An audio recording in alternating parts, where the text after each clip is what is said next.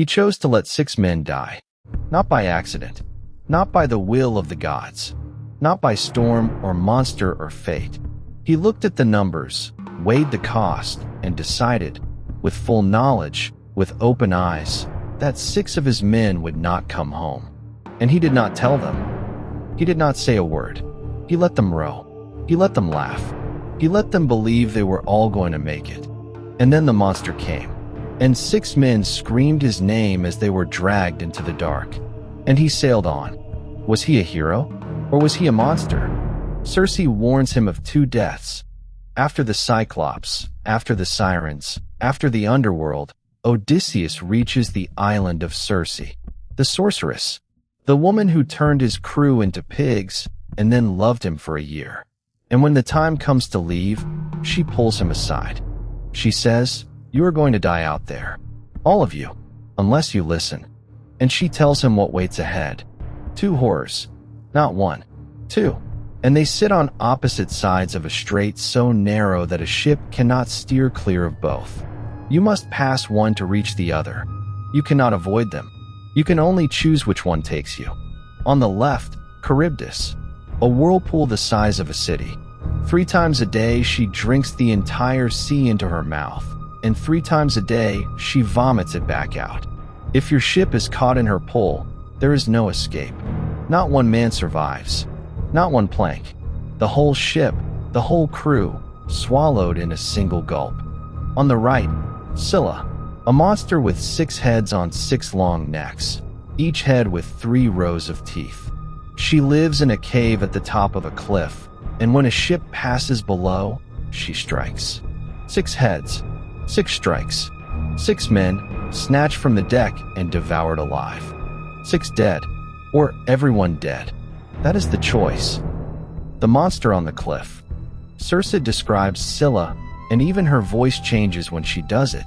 6 heads, 6 necks, each one long as a mast, twisting, reaching, each mouth lined with 3 rows of black teeth, packed tight, full of death. The rest of her body is buried inside the hollow cave, but she thrusts her heads out over the water, fishing, snatching. She takes dolphins, she takes seals, she takes sailors. She does not kill them quickly. That is the worst part. She lifts them into the air, still alive, still screaming, still reaching for the ship that is already pulling away. And she eats them at the mouth of her cave, while their hands still grab at the stone. No weapon can hurt her. No sword. No spear. She is not a thing you fight. She is a thing you survive. And the only way to survive her is to give her what she wants. 6 men. Every time. No more. No less. 6. The mouth that swallows the sea. And then there is Charybdis. Circe says, "Do not go near her. Do not even try. If you sail too close to Charybdis, she will take everything. Your ship, your crew, your name. There will be nothing left to mourn." Charybdis is not a creature with a face. She is a hunger in the water, a spinning void.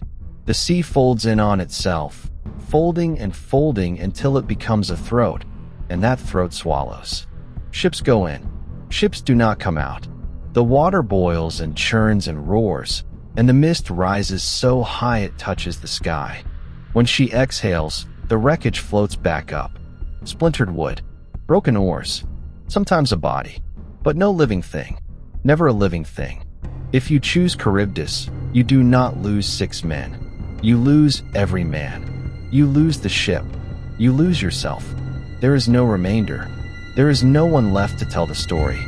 6 are all. That is the arithmetic. That is the math Circe lays at his feet. The choice no one should have to make. And Odysseus does the math. He stands on the deck and looks at the strait ahead. The water is narrow. He can see both dangers. The cliff of Scylla on one side, the churn of Charybdis on the other, and between them, a channel just wide enough for a ship. Circe told him, "Sail closer to Scylla. Give her 6.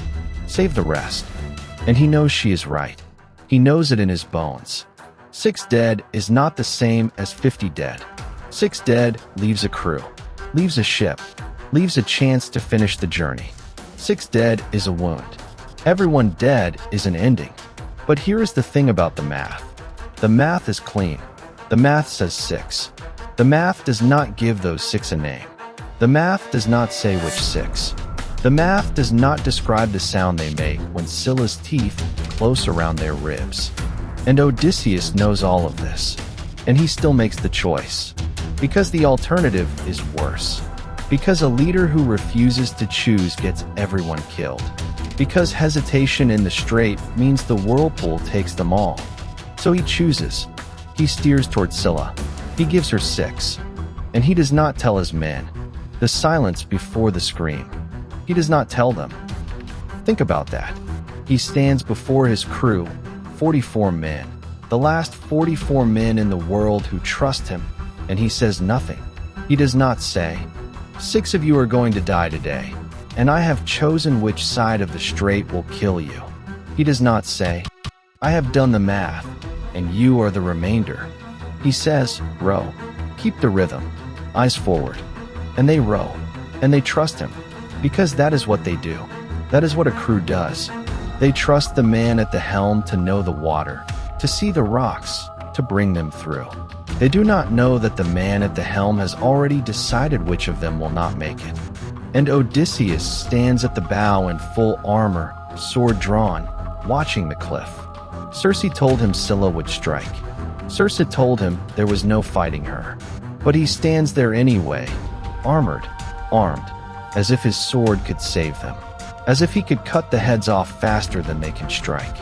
He knows he cannot. He knows the armor is a lie. But he stands there, because if he cannot save them, he will at least watch. He will at least see it happen. He will not look away.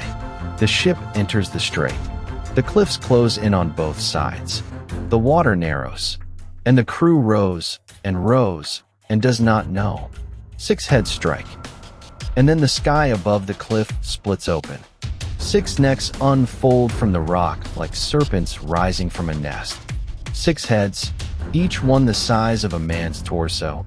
Each one lined with teeth the color of old bone.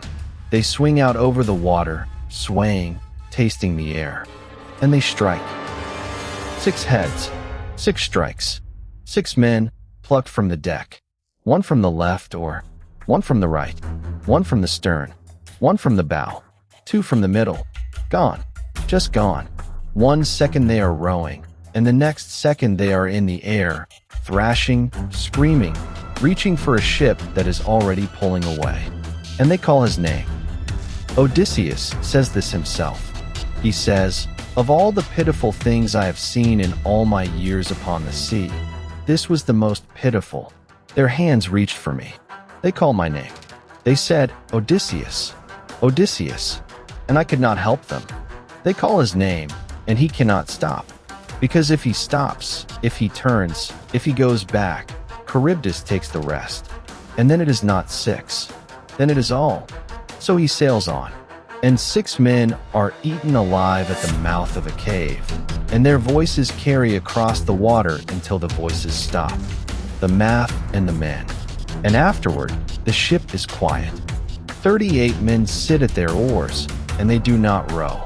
They do not speak. They do not look at each other. Because every one of them is thinking the same thought. It could have been me. It could have been me. It could have been me. And they look at Odysseus, and they know. Not the details. Not the arithmetic. But they know he knew.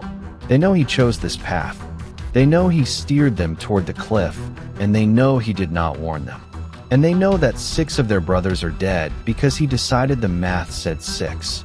And Odysseus does not apologize. He does not explain. He does not stand up and say, I am sorry, but the alternative was worse. He simply sails. Because what words could possibly cover that? What apology weighs the same as a man screaming your name while a monster's teeth close around his chest? There is no apology. There is only the math. And the math is right. And the math is unbearable. The trolley problem, 3,000 years old. Here is what Homer is really asking you. If you were Odysseus, what would you do? Would you tell your crew? Would you say, 6 of you will die today, and I need you to row into it anyway? Would you give them the chance to panic, to mutiny, To stop rowing and drift into Charybdis and kill everyone? Or would you stay silent? Would you carry the math alone? Would you let them row in ignorance? Let them trust you? Let them believe they are all going home, and then let the monster take 6 and sail on? There is no right answer. That is the point. That is why Homer does not resolve it. Odysseus makes the choice, and the choice is correct, and the choice is monstrous, and both things are true at the same time. A leader who refuses to choose gets everyone killed. A leader who chooses gets 6 men killed and carries their names for the rest of his life. Neither option is clean. Neither option lets you sleep. And Odysseus carries those 6 names every night, on every shore, for the rest of the journey. He does not forget them. He does not pretend it was fate. He does not blame Scylla. He chose. He steered. He let them die. And he lived. That is what it means to lead. Not glory, not triumph. Just the weight of a number you chose, and the faces behind it, and the sound of your own name called from the mouth of a cave. You have stood in the Strait. You do not sail past monsters. You do not face whirlpools, but you have stood in the Strait. Every time you had to let someone go to save something bigger. Every time you chose the lesser pain because the greater pain would take everything. Every time you made a decision that cost someone something. And you did it because the alternative was worse, and you carried it, and you did not sleep, and you did not apologize, because no apology could fix it. That is the Strait, and there is no ship that sails through without losing someone. Homer does not give Odysseus a medal for the choice. He does not call him wise. He calls him pitiful. He lets the reader sit in the silence after the screaming stops and ask, was that right? Was that justice? Was that leadership? Or was that murder dressed up as arithmetic? And the answer is yes. All of it. All at once. Because the hardest choices are not between right and wrong. They are between wrong and worse. And the person who makes them does not get to be clean afterward. They get to live.